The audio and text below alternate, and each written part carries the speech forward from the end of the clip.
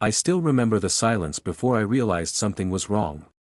It wasn't loud or dramatic, not like a fight or an argument. It was just emptiness.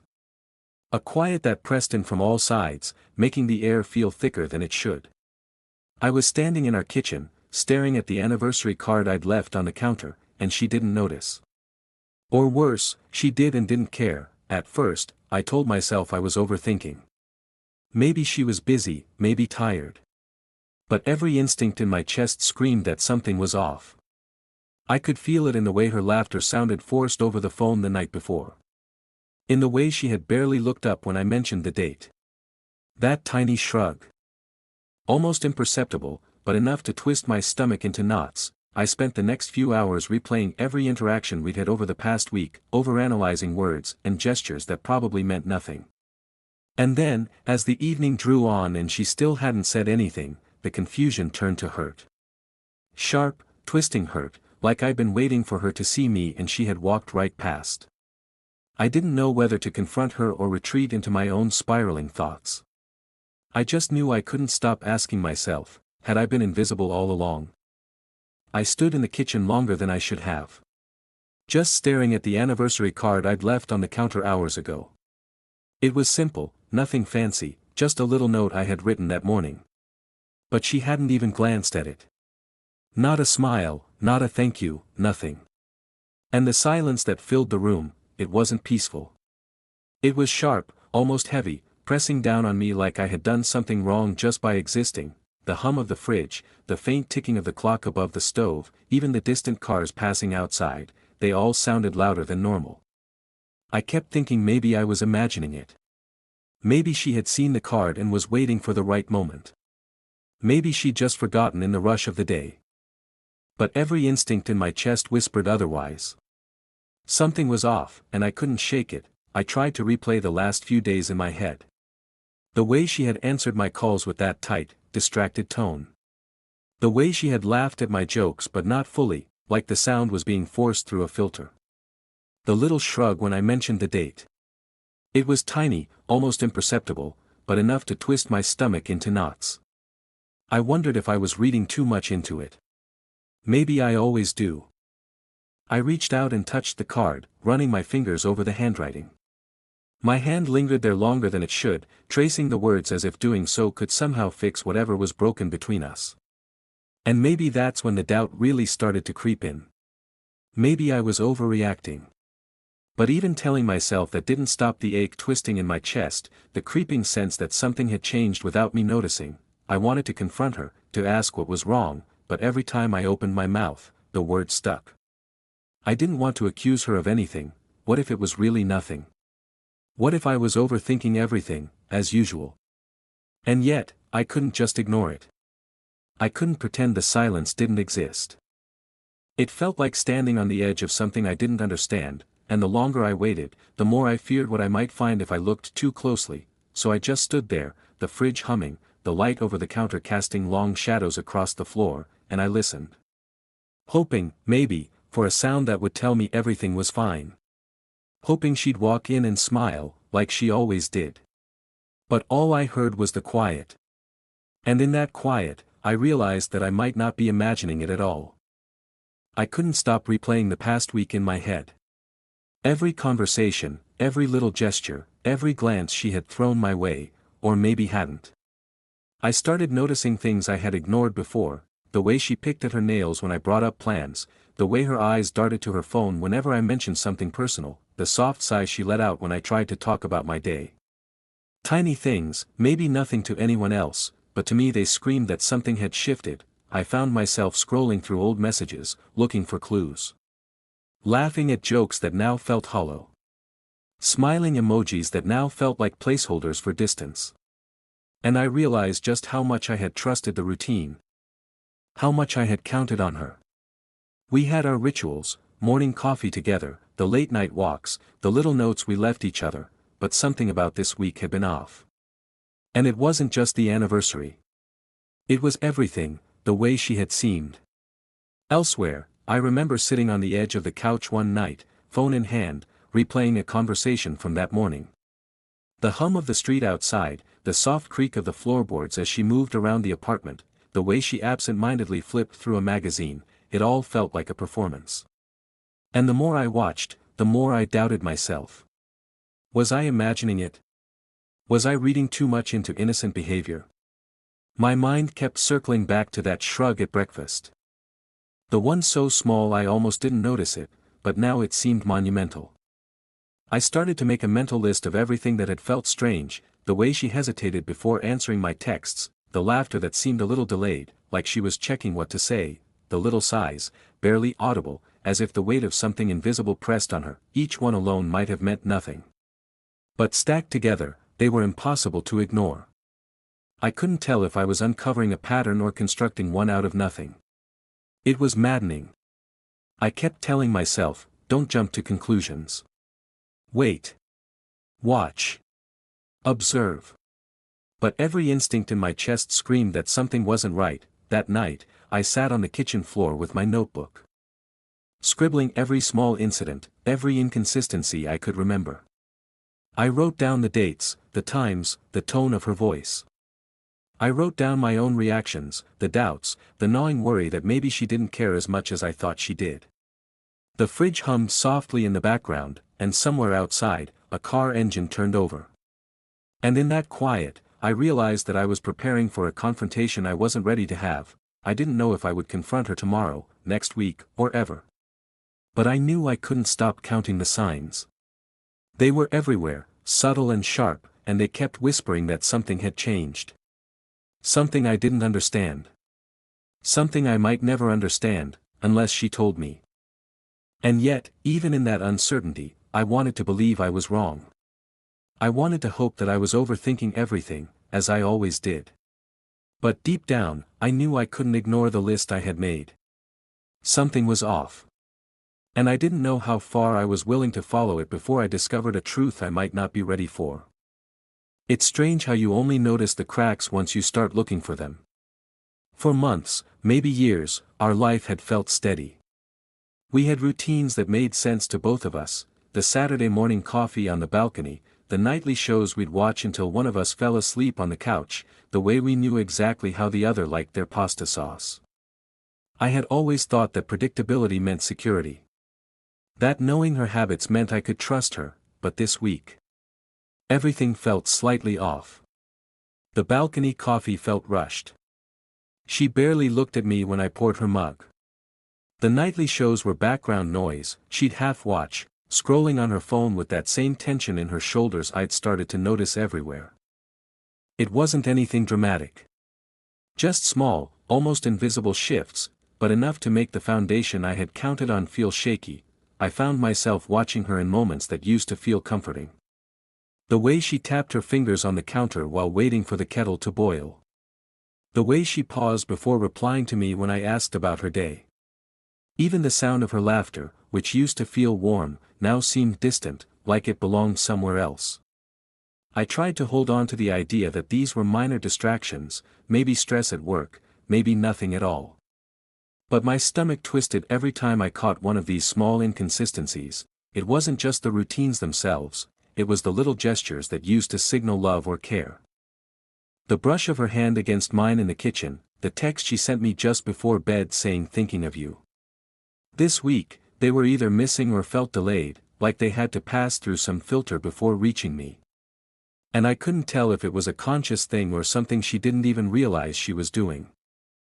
I remember one evening, sitting across from her at the dinner table, the soft clink of silverware filling the space between us. I asked her about her day, and she gave me the usual answer, it was fine. But the way she avoided eye contact, the way her hand hovered over the plate instead of resting in her lap like she normally did, it felt wrong. And for the first time in a long time, I felt like a stranger in my own home. After dinner, I lingered at the doorway, pretending to clear my mind, while she disappeared into the bedroom with her phone. I could hear the soft click of the door and the low hum of her scrolling. I told myself to leave her alone, that maybe she needed space. But a part of me ached, wondering why the person I had trusted the most seemed to be closing off so carefully, deliberately, and without explanation. that night, lying in bed, I replayed every shared routine and gesture from the past week. Every smile that felt hollow, every touch that felt delayed, every laugh that seemed filtered. And slowly, a seed of doubt grew, one I hadn't allowed myself before. Maybe the security I had taken for granted was just an illusion. Maybe the life we had built together wasn't as solid as I thought, and yet, even as the doubt grew, I couldn't bring myself to confront her, not yet. There was something in the quiet moments, in the way she curled up beside me despite everything, that still whispered the old truth: we were supposed to be okay. But I couldn't shake the feeling that those moments were fragile, like glass teetering on the edge of a table, waiting for one careless touch to shatter them. It started with something so small that I almost didn't notice it. I had left my phone on the counter while I made tea, and when I turned back, she had picked it up. She glanced at it, just for a second, then quickly set it down. Her eyes flicked toward mine, and I thought I saw a flash of something: hesitation, guilt. But she smiled almost immediately, brushing it off with a casual, "I was just checking the time." I wanted to believe her. I really did. But the moment lingered in my chest like a stone I couldn't swallow. I kept thinking about the tiny things from the week, the way she sometimes seemed to be listening but wasn't, the way she lingered on her phone just a bit too long. The quiet sighs when I tried to get close. And suddenly, those tiny things didn't feel so small anymore. They felt like cracks in something I had always believed was solid. Later that evening, I noticed her on her laptop again. She jumped slightly when I walked by and minimized the window too quickly to catch what she was doing. My heart sank. I tried to push it down, to tell myself it was nothing. Maybe she was just working. Maybe she didn't even realize. But my chest tightened, and I felt that same sinking feeling I'd had the morning I discovered the card hadn't been acknowledged. Something wasn't right. The more I watched, the more I caught myself analyzing everything. How she folded her hands on her lap when I came into the room. How she tilted her head when I spoke, like she was listening but not really. I noticed the way she paused before answering, sometimes too long, as if she was carefully choosing words she didn't want me to misinterpret. I couldn't tell if she was hiding something or if I was imagining it. The line between the two blurred until I didn't know where reality ended and my fear began. And then came the night I overheard the whispered phone call from the bedroom. I couldn't make out most of the words, just the pauses, the soft sighs, the hesitant tone. I didn't want to listen. I told myself I didn't.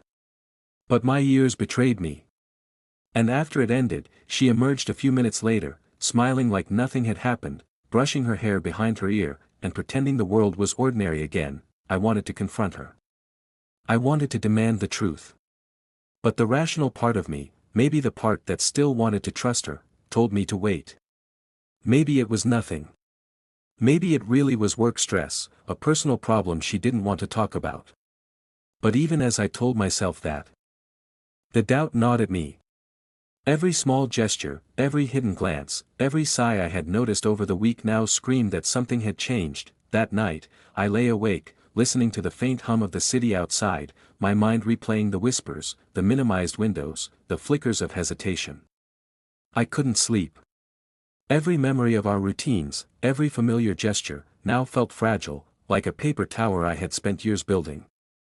And I knew, somewhere deep down, that if I didn't confront this soon, the cracks would grow into something I might not be able to fix. I couldn't stop thinking about it. Every glance, every pause, every sigh she had made in the past week replayed in my mind like a broken record. I found myself dissecting every interaction down to the smallest detail: the way she held her fork, the way her lips tightened when I asked a simple question, the way she avoided my gaze for just a fraction of a second longer than usual. It was exhausting, but I couldn't stop. My mind was a cage of what-ifs and almosts. Even the smallest things set me off. A missed message from her felt like a personal slight. A delayed reply made me imagine conversations I would never have. I imagined her lying awake at night, thinking of someone else. I imagined the secrets she might be keeping. The truth I wasn't supposed to see. And every time I pictured it, my chest tightened, my stomach churned, and the room seemed a little colder. I started writing things down. Notes to myself about every unusual behavior, every odd glance, every discrepancy between her words and her actions. I labeled them, catalogued them, tried to make sense of the pattern. But the more I wrote, the more impossible it became to separate reality from my own fear. I was building a case in my head, a case against someone I loved, and yet I couldn't stop. At night, I would lie in bed and replay her words over and over.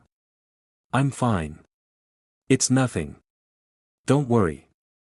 But each one felt loaded now, like a coded message I wasn't meant to decode. I would twist the simplest phrases into something accusatory. My mind wasn't calm anymore, it was a storm of doubt and suspicion. I wanted to ask her directly, to get the truth out in the open.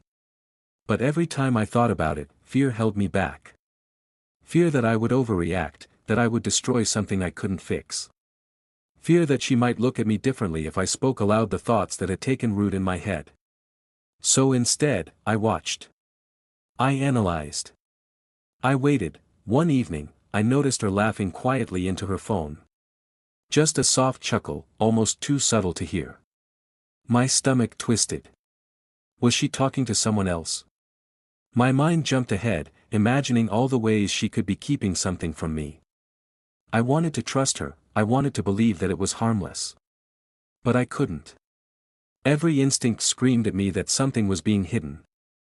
That the truth was just out of reach, and that the silence between us was growing louder with each passing hour. By the time I finally went to bed, I was exhausted, not from physical effort, but from thinking, from imagining, from fearing. I lay there, staring at the ceiling, listening to her soft breathing in the next room, trying to convince myself it was all nothing. But deep down, I knew that I couldn't ignore it any longer. Something was wrong. And I didn't know how much longer I could pretend that it wasn't. It happened almost by accident. I was heading to the bedroom to grab a sweater when I noticed a small box tucked behind a stack of books on the shelf. It wasn't hidden well, but it was subtle enough that I had never seen it before. My heart thumped as I picked it up. The wrapping paper was bright, cheerful, unmistakably for me. Relief washed over me in an instant. Maybe all of this, the coldness, the distracted glances, the soft sighs, wasn't what I feared. Maybe it was just a surprise she had been planning. I held the box, turning it over in my hands, and listened. The faint hum of the apartment, her soft breathing from the bedroom, even the distant sound of a car passing outside, it all seemed lighter somehow. I imagined her planning this for me, sneaking moments to make it perfect, and I felt a warmth I hadn't felt all week. I even laughed softly to myself, chastising my own paranoia. I had spent days reading into every tiny thing, and the truth was, she was just preparing a surprise. That was it. Nothing more. I carried the box to the living room, almost afraid to disturb the magic I imagined in it. I set it down carefully on the coffee table, brushing my fingers across the wrapping like it was fragile glass. I could almost picture her, days earlier, sneaking a glance at the calendar, jotting down notes, planning how to make it meaningful. And for the first time in a week, I felt that old sense of security return. Maybe I had been wrong about everything. But even as I smiled, a tiny part of me hesitated. Something about the timing felt odd. Why had she been so secretive, so evasive, over the past few days, if all she was doing was preparing a gift? Why the whispered phone calls, the minimized windows, the hesitant pauses before answering? I shoved the thoughts aside. Surely I was overthinking again. Surely I was just seeing shadows where there were none. Still, I couldn't shake a small, nagging doubt. I put the box down, leaned against the back of the couch, and stared at it. The paper was cheerful, yes. The wrapping meticulous. But there was a corner slightly creased, like someone had handled it nervously.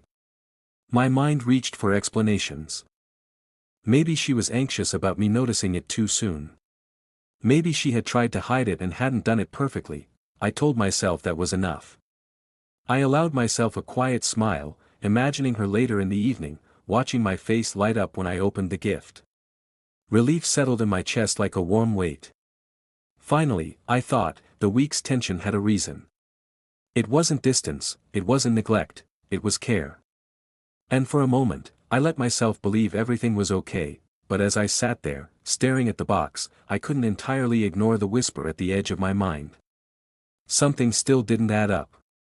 And though I tried to quiet it, a faint, uneasy knot had formed in my stomach, a knot that whispered that maybe this explanation, as comforting as it was, didn't tell the whole story.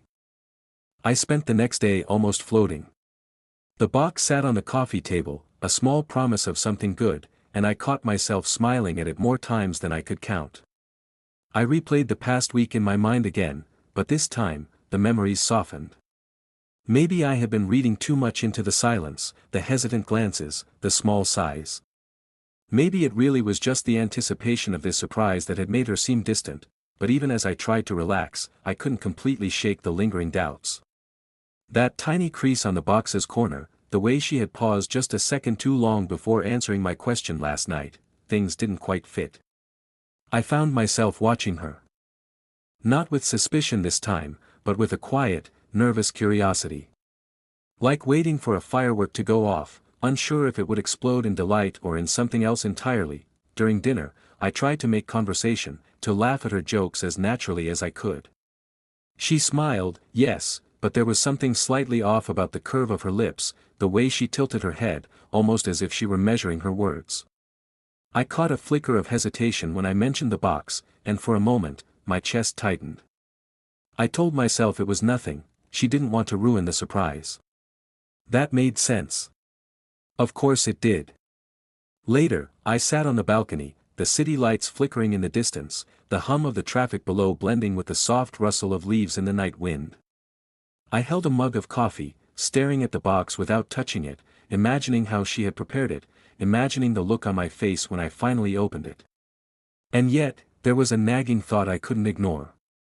She had been so secretive, almost evasive, in ways that didn't quite match up with a simple surprise. Why the hushed whispers on the phone? Why the minimized windows? Why the careful pauses? I tried to dismiss it, to tell myself I was overthinking. But the thought kept returning, like a faint echo I couldn't quite locate. And I realized something else, even if it was a surprise, even if that explained most of the tension, there was still an element I didn't understand. Something about her energy, her presence, the way she moved through the apartment, felt incomplete. There was a missing piece I couldn't put my finger on, so I waited. I waited for the reveal, for the moment when the mystery would resolve itself and everything would feel right again. And in the waiting, I felt that strange mixture of hope and unease. Excitement tangled with fear. Relief mingled with suspicion. And even as I told myself to trust her, a quiet knot of doubt sat in the pit of my stomach, refusing to let go. By the time I went to bed that night, I was exhausted in a different way. Not from worry, not from paranoia, but from the tension of anticipation. I could hear her breathing softly in the bedroom, calm and steady, and I envied it. I wanted that kind of certainty. But deep down, I knew that when the box was finally opened, something might shift, either in joy or in revelation. And I wasn't sure which one I was ready for. I thought I had it all figured out. The box, the secrecy, the tension, it all made sense now. She'd been distant because she wanted to surprise me. End of story. That's what I told myself every time the doubt crept in. And yet, that evening, something happened that made me question everything again. We were sitting in the living room, her curled up in the corner of the couch with her laptop, me reading a book, when I noticed a message pop up on the screen. I shouldn't have looked, but curiosity got the better of me. It wasn't anything alarming, just a short string of text she quickly minimized, but the timing was strange. It was late, later than anyone should be texting. And the way her hand hesitated before closing the window, just a fraction too long, made my stomach twist. I tried to push it aside. Maybe it was work. Maybe it was a friend. Maybe I was imagining something where nothing existed. But my mind refused to cooperate. Every previous pause, every subtle shift in her tone over the past week, suddenly felt like part of a pattern I hadn't noticed before. And I couldn't help but feel that the surprise explanation, comforting as it was, might only be part of the story. Later, when she stood to get a drink, she left the laptop open. I glanced at the screen, not intentionally, but enough to notice a tab I didn't recognize, a faint title peeking out from the edge of the browser. I looked away immediately, feeling guilty for even noticing. But the image of it lingered in my mind. There was something there. Something she wasn't telling me. I forced myself to focus on other things, to breathe, to remind myself that I was probably imagining it. Yet, every small movement she made, the slight flinch when my hand brushed hers, the soft sighs as she leaned back, the way her eyes darted toward the door when I stood up, felt amplified now. The apartment, which had once felt like home, now felt like a stage where I had missed the script. And I couldn't shake the creeping suspicion that the story I had told myself, the one about the surprise gift, wasn't complete. By the time I went to bed that night, I felt a mixture of frustration and fear.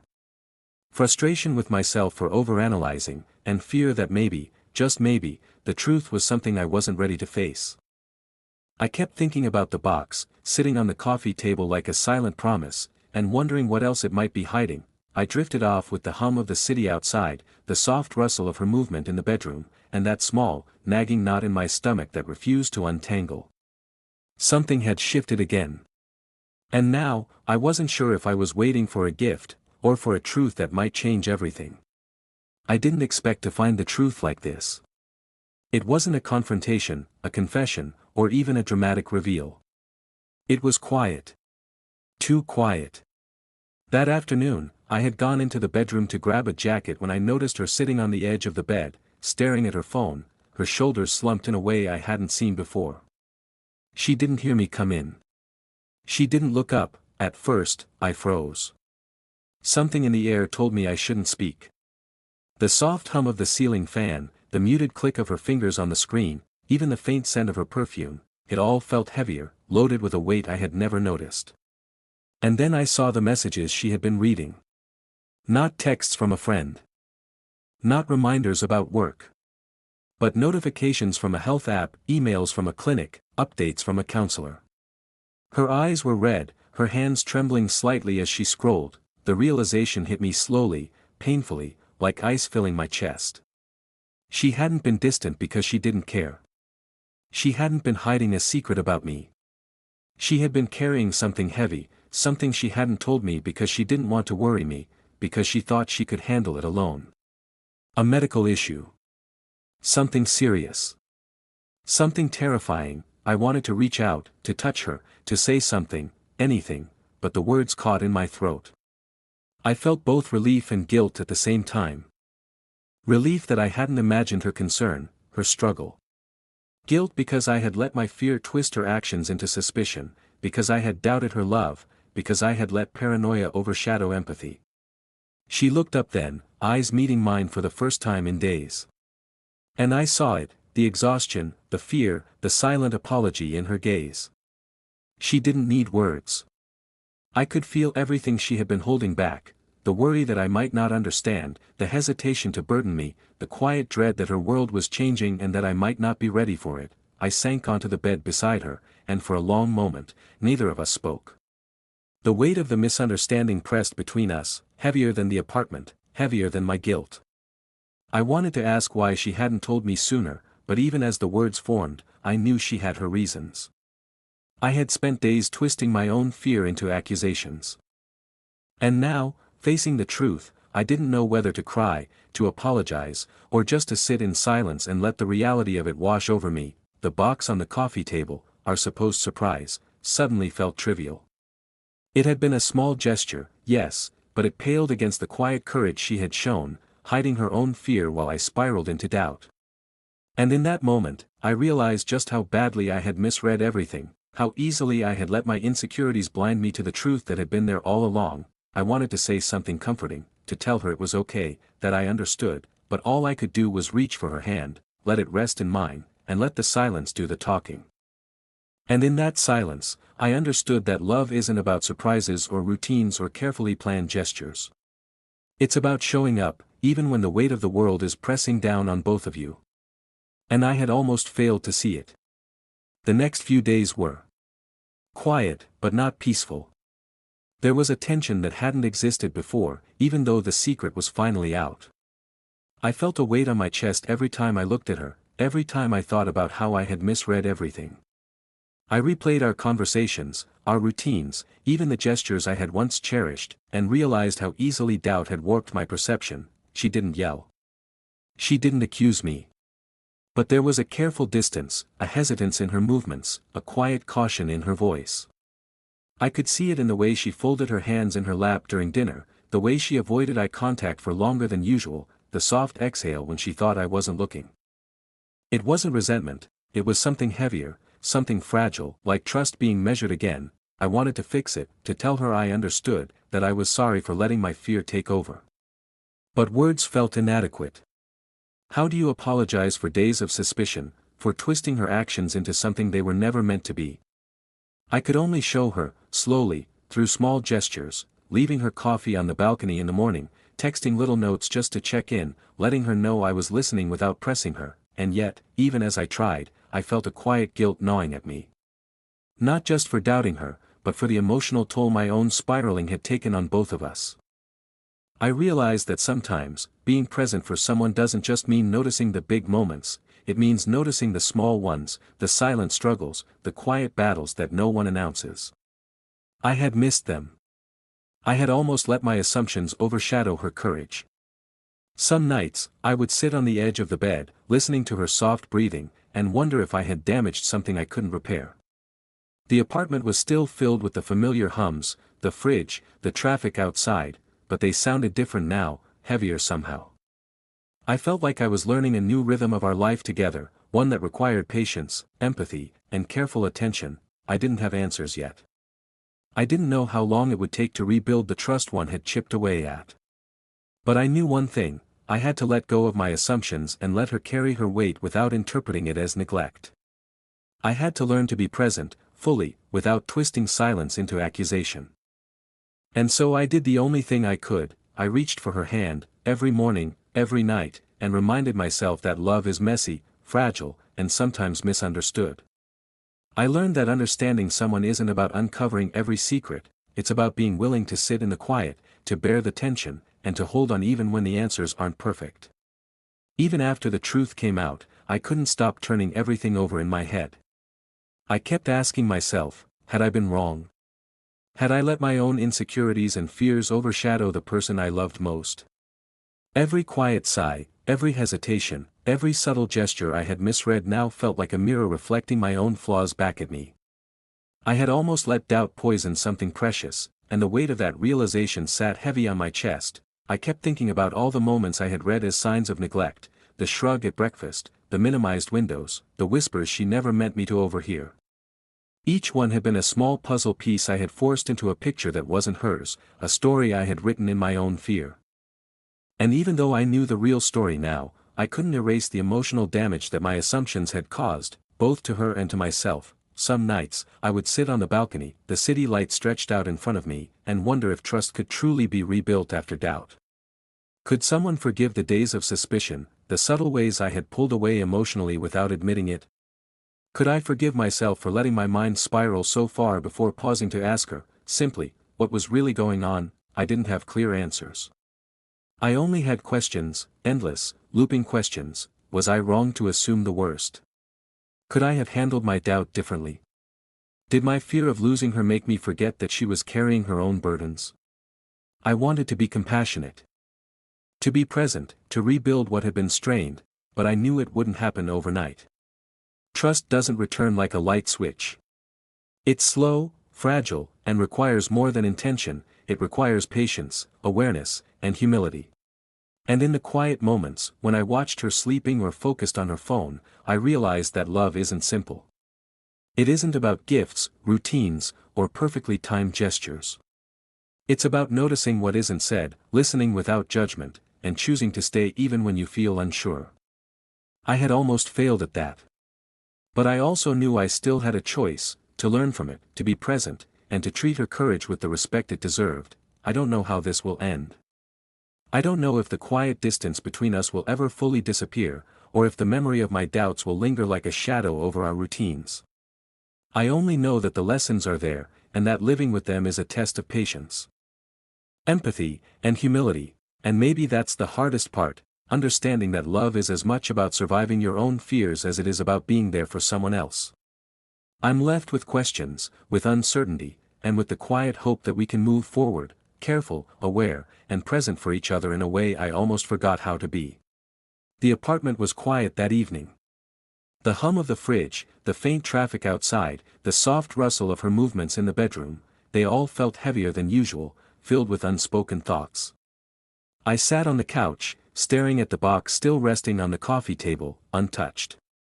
It was meant to be a surprise, a symbol of care, but now it felt like a reminder of everything I had misread, everything I had doubted. I thought about how easy it had been to let fear and suspicion twist reality. How my mind had turned small gestures into signs of neglect. And yet, even knowing the truth, I felt the lingering weight of guilt pressing down on me, subtle but persistent. I realized that some mistakes don't just disappear when the truth is revealed. They leave echoes, soft but lasting, in the way you look at someone, in the way you approach trust, in the quiet spaces between words. I watched her for a moment, the way she moved through the apartment, absorbed in her own thoughts. There was resilience there, quiet strength I had almost failed to notice. And I wondered if she saw me differently now, if the shadow of my doubt would linger in her mind as mine lingered in my own. Could trust truly be rebuilt after even a short period of suspicion? Or was the act of misreading someone so simple, so human, enough to leave a permanent mark? I didn't have answers. I only had questions. Questions that hovered in the air like the soft hum of the city beyond our windows. Was I wrong to assume the worst? Did my fear hurt someone I love more than I realize? Could I learn to be patient and present, instead of letting my doubts control the narrative? I leaned back, closing my eyes for a moment, and let the quiet settle around me. The apartment, our routines, our life together, it all felt fragile, yet somehow still real. And in that fragility, I found a strange comfort. Love wasn't perfect. Trust wasn't guaranteed. But the choice to keep trying, to stay aware, to stay present, maybe that was enough. Maybe that was all any of us could do. And so, I sat there, hands resting on my knees, listening to the soft rhythm of our life unfolding around me, knowing that the questions would remain. That the answers might never be complete. And that sometimes, the hardest part of love isn't discovering the truth, it's living with it, day by day, with care, patience, and an open heart.